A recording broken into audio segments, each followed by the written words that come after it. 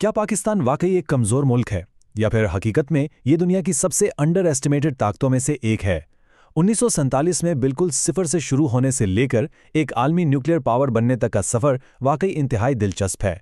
इस जियोपॉलिटिकल तज्जिये में हम हक़ाइक़ की रोशनी में देखेंगे कि किस तरह ये रियासत अपने शदीद मसाइल के बावजूद आलमी तजारत और मुआशी निज़ाम में एक बड़ी ताकत बनकर सामने आ रही है।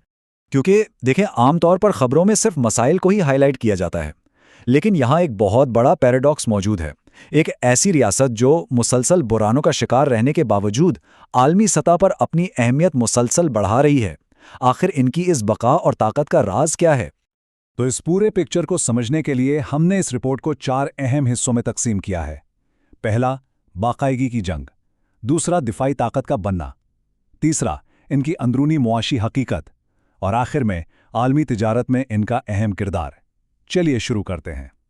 पहला हिस्सा है अ फाइट फॉर सर्वाइवल, यानी आज़ादी मिलने से लेकर अपने मुकम्मल इदारे बनाने तक का वो मुश्किल सफ़र जो हर लिहाज से एक बड़ी कामयाबी थी। ज़रा 1947 का वक्त सोचिए। जब ये नया मुल्क वजूद में आया तो ना कोई प्रॉपर इकोनॉमी थी और ना ही कोई मजबूत सिस्टम। लाखों लोग हिजरत करके आए थे और सर्वाइवल बहुत मुश्किल था।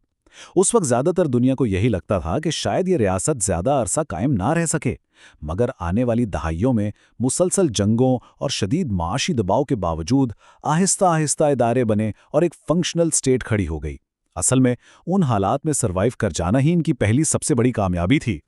अब आते हैं इस कहानी के दूसरे अहम हिस्से पर, फोर्जिंग अ डिफेंस पावर।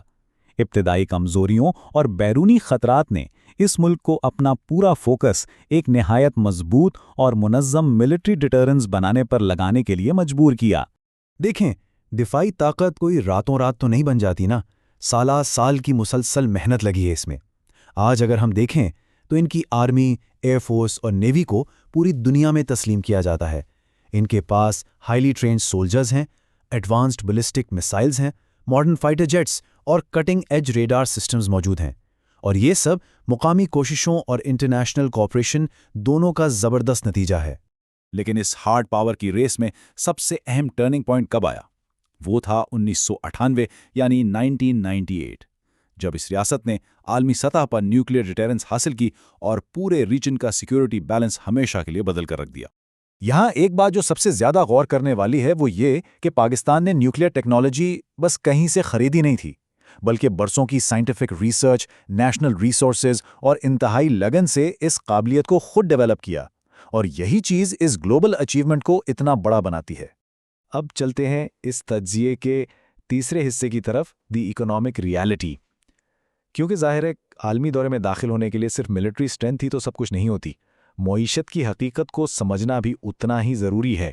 अगर हम बिल्कुल हकीकत पसंदाना जायजा लें तो बैरूनी दिफाई ताकत और अंदरूनी माइशत के दरमियान काफ़ी बड़ा फासला है। महंगाई की वजह से आम आदमी की ज़िंदगी गुजारने की लागत मुसलसल बढ़ रही है। उसके बाद नेशनल डेट यानी कौमी कर्ज है जो महदूद वसाइल पर शदीद बोझ डाल रहा है। और फिर सियासी अदम इस्तेहकाम जो किसी भी मुल्क की तरक्की की रफ्तार को आहिस्ता कर देता है। ये चैलेंजेस अपनी जगह वाकई बहुत संगीन है।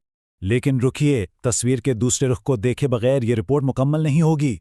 इन रिवायती मुआशी मसाइल के बिल्कुल मुकाबले में खड़ा है इस मुल्क का सबसे बड़ा सरमाया, यानी इनकी इमर्जिंग और टेक फोकस्ड नौजवान नस्ल। ये नौजवान आप पुराने सिस्टम के ठीक होने का इंतज़ार बिल्कुल नहीं कर रहे। वो तेज़ी से फैलते हुए आईटी सेक्टर, नई ऑनलाइन बिजनेसेस और फ्रीलांसिंग के जरिए उन लेगेसी इकोनॉमिक बैरियर्स को खुद ही बाईपास कर रहे हैं।